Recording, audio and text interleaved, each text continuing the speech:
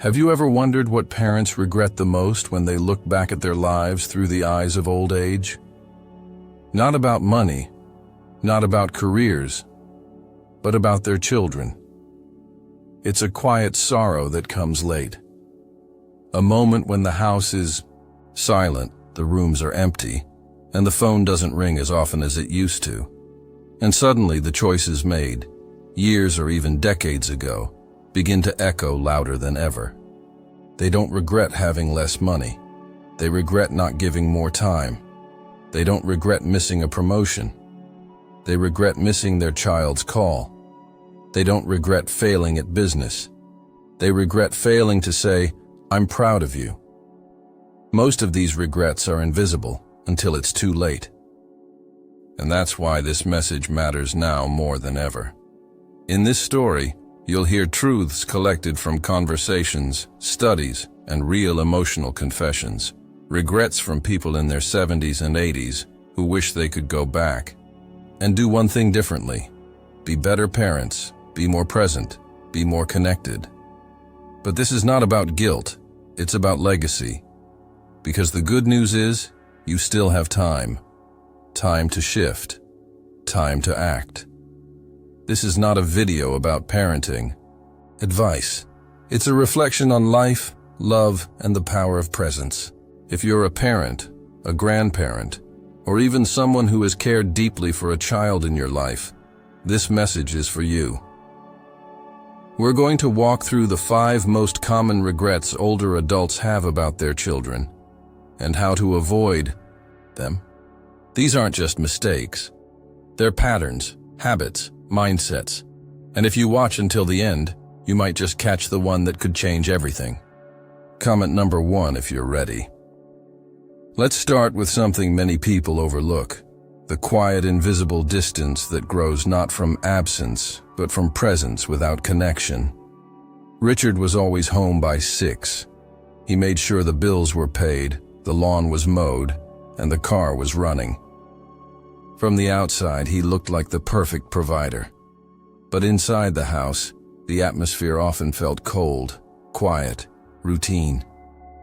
He answered questions with grunts. He nodded instead of speaking.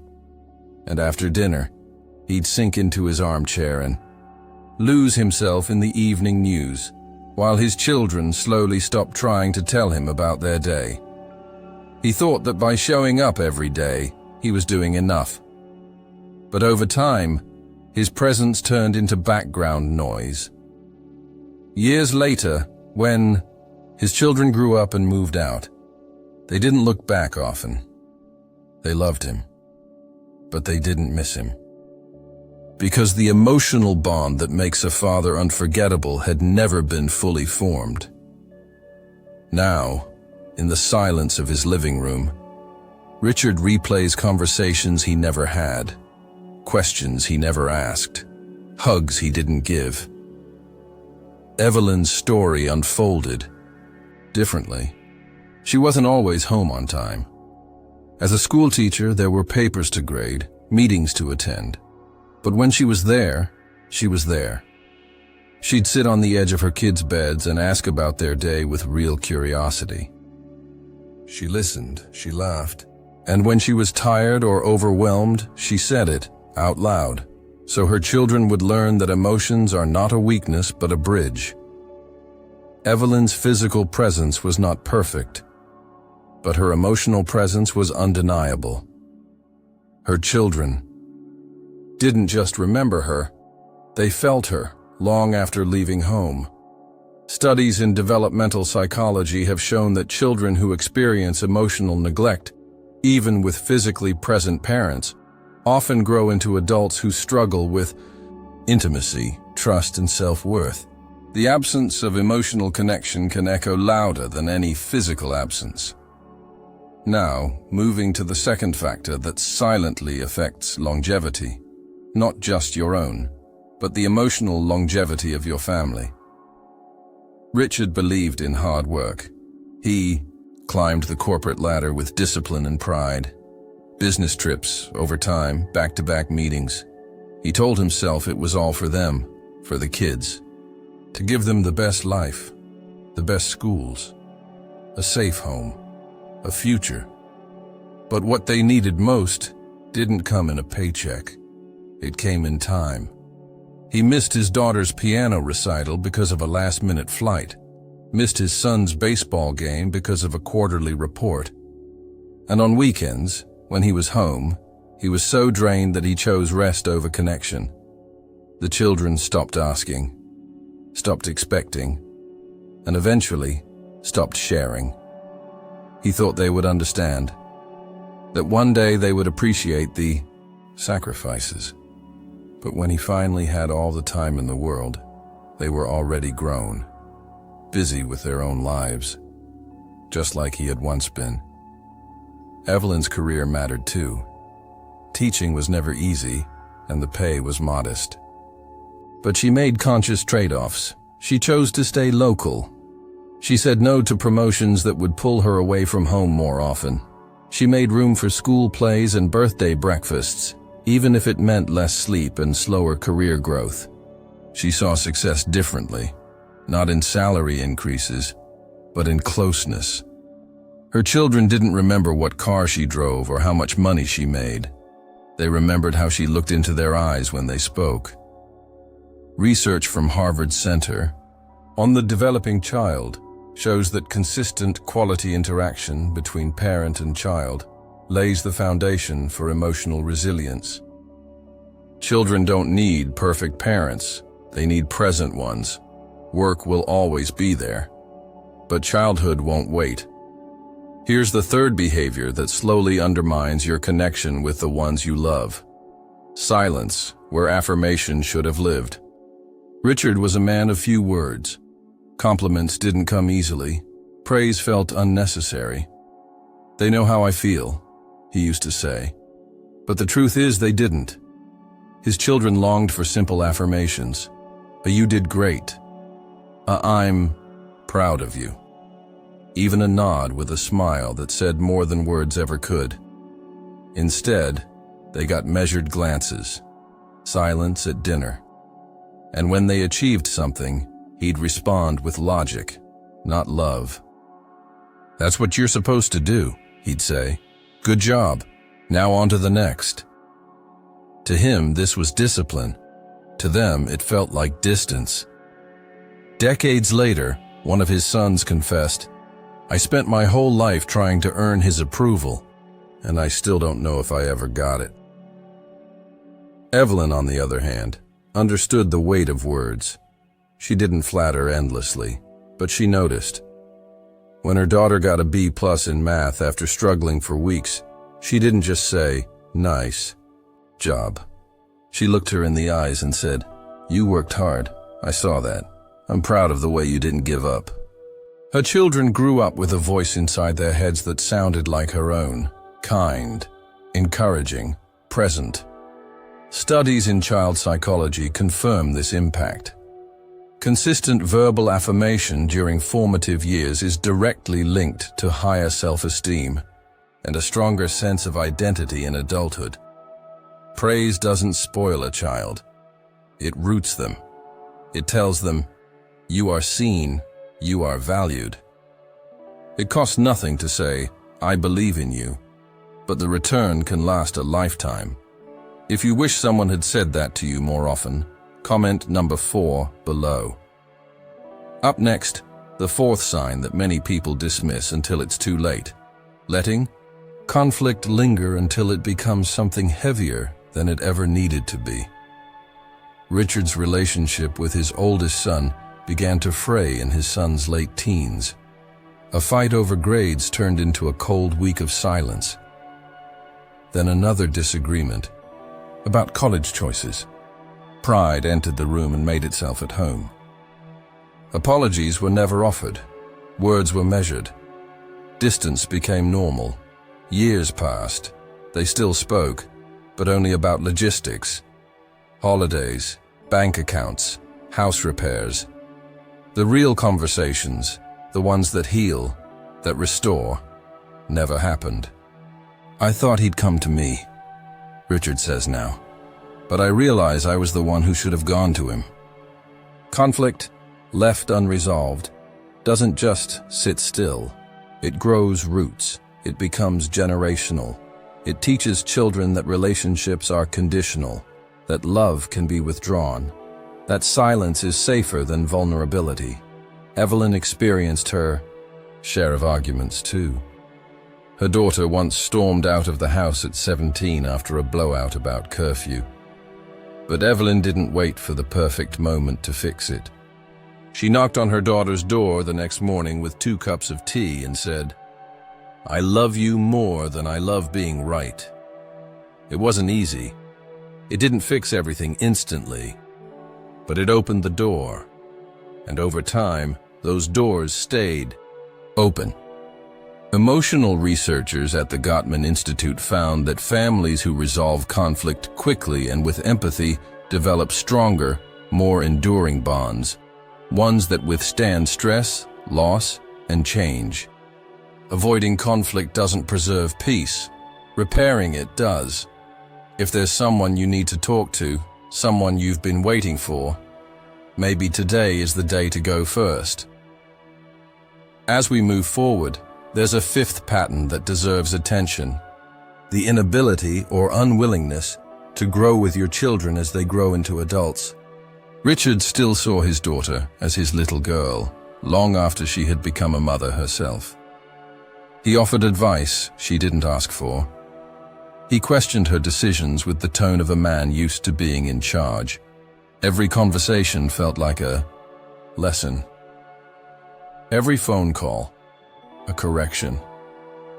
What he didn't realize was that his daughter didn't need a father who still tried to control. She needed one who could support, who could listen without fixing, who could accept her as a woman, not a child. The more he clung to the old version of their relationship, the more she pulled away. And by the time he softened, the distance had already formed. Evelyn approached this transition differently.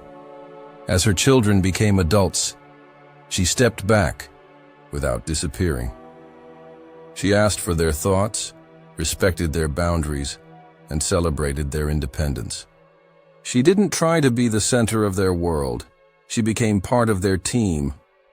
When her son decided to move across the country, she didn't guilt him. She packed a care box with his favorite snacks and a handwritten note. "You're going to build something beautiful. I believe in you." That simple act said everything.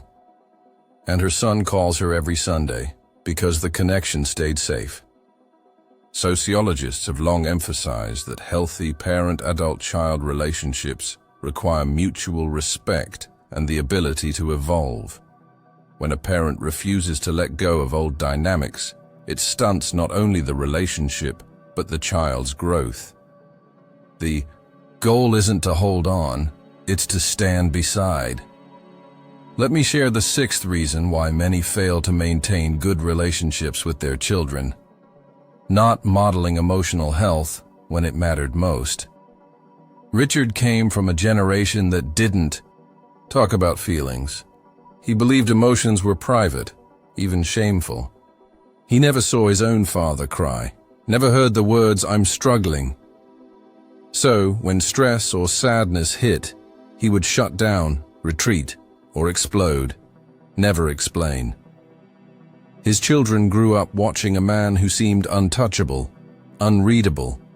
She learned to hide their own emotions, to pretend they were fine, to fear vulnerability. Years later, one of his daughters admitted, "I didn't know how to tell you I was hurting. I didn't think you'd understand." Richard thought he was protecting them. But what he passed down, unknowingly, was emotional silence. Evelyn approached emotion differently. She had her own pain. She lost her sister young, faced a health scare in her 40s. She didn't pretend everything was fine. But she also didn't fall apart.